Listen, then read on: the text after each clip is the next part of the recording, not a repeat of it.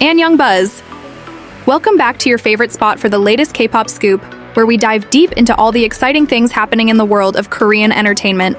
And today, we are talking about ENHYPEN absolutely taking over with their brand new mini album, Desire Unleash.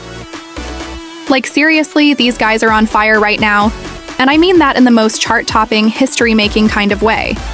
So let's start with the big news.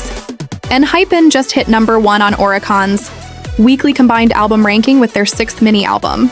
Now, if you don't know, that's a huge deal.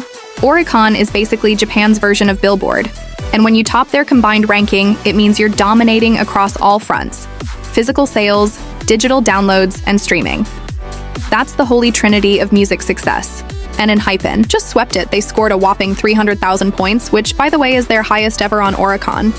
Can we talk about how consistent ENHYPEN has been with their Japanese fan base?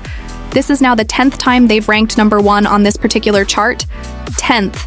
That's insane. And what's even wilder, that makes them the group with the 3rd highest number of #1 albums in the history of the combined album ranking. Like, legends in the making.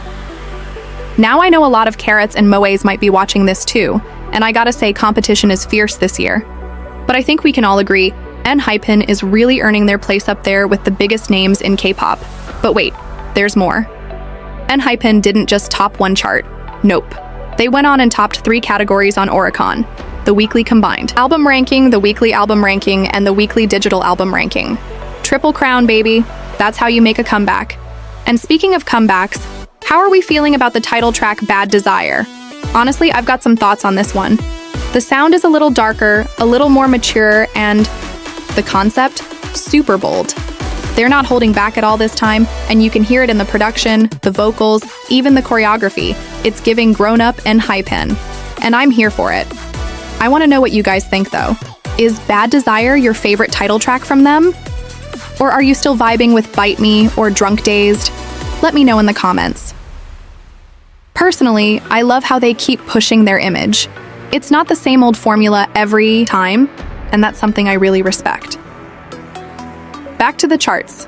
Let's talk about Billboard Japan. Yep, ENHYPEN also slayed over there. Desire Unleash ranked #1 on Billboard Japan's top album sales, and Bad Desire came in at #8 on the Hotshot Songs chart. That's a list that ranks songs when their performance skyrockets across downloads, streaming, and video views. So yeah, people are listening, people are watching, and ENHYPEN is delivering. Now here's something that really blew my mind. ENHYPEN sold over 2.1 million albums in their first week. That's double million seller status right there. According to Hanteo, this is the 2nd highest first week sales record for a K-pop group this year. And guess who the only other group to do that is? Yep, 17. Talk about elite company. I mean, ENHYPEN literally broke their own first-day sales record.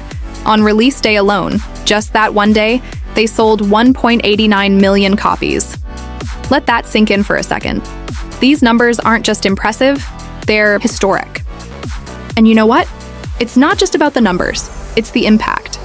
ENHYPEN is proving that their fandom is growing, their music is resonating, and their place in the industry is solidifying.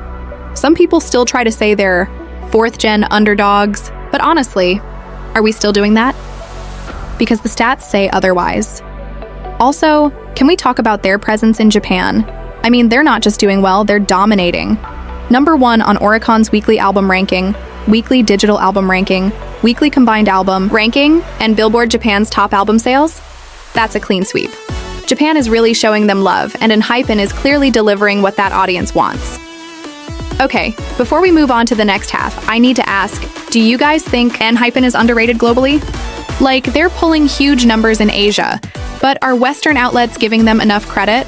Spotify's Global Top Songs chart had Bad Desire at #72. That's great, but I feel like they deserve even more recognition internationally. What do you think is holding them back from breaking even harder in the West? Or do you think it's just a matter of time before ENHYPEN becomes a household name worldwide? I'm super curious to hear your thoughts. All right, take a sip of water. Maybe stretch a bit, because we still have so much more to talk about. Let's get into their performance schedule, what to expect from their stages, and how this comeback is setting the tone for the rest of their year. So let's talk about what's coming up next for ENHYPEN, because this comeback isn't slowing down anytime soon. They're hitting the music shows, and they just confirmed a performance of Bad Desire on Manette's M Countdown. And I don't know about you, but I am absolutely dying to see this one live. ENHYPEN's choreography is always intense and super tight. But Bad Desire? From the music video teasers and early stages, this feels like one of their most powerful routines yet. It's got that dangerous, alluring vibe, and I think they're really owning this darker concept. Actually, can we take a second to appreciate how much they've matured visually and musically? I remember the Given, Taken, and Drunk Dazed eras. They were still rookies then. Now look at them.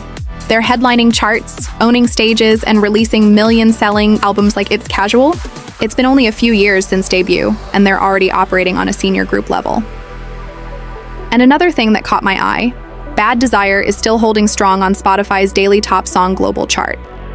Number 72 may not seem that high compared to some viral tracks, but for a Korean language song with limited Western promo, that's impressive. It proves that ENHYPEN isn't just a flash in the pan. They're building global traction one step at a time, and their fandom is clearly putting in the work. Oh, and let's not skip over this little detail. Desire, Unleash is currently topping Bugs in Korea and AWA in Japan.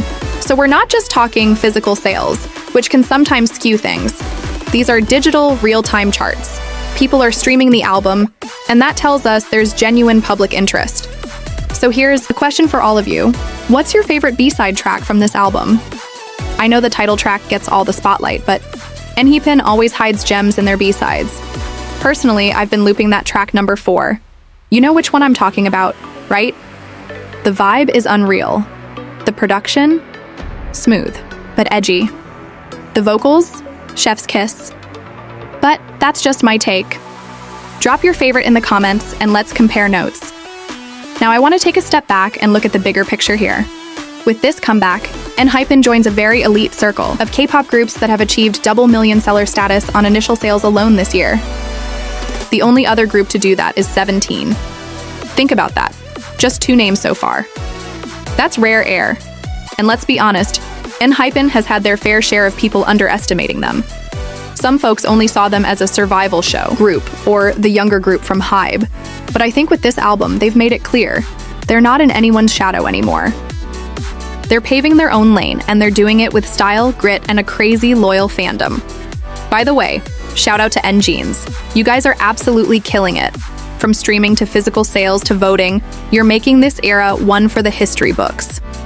I've seen the fan projects, the cafe events in Seoul, the global Twitter trends. This is what it looks like when a fandom mobilizes. That said, I'm really curious where ENHYPEN goes from here. Will we see a world tour announcement soon? Maybe a deluxe version of the album? A collab stage? Maybe even an international music award appearance? The timing feels perfect. They've proven their sales power. They're growing in Japan, Korea, and globally. Now's the time to expand and really make a global statement. All right, before we wrap up, I have to ask, what's your honest rating for this comeback? From the concept to the album to the performances, give me your score out of 10 in the comments. And don't worry, this is a safe space. Whether you're a day one NGene or a casual listener, I want to know what you're vibing with.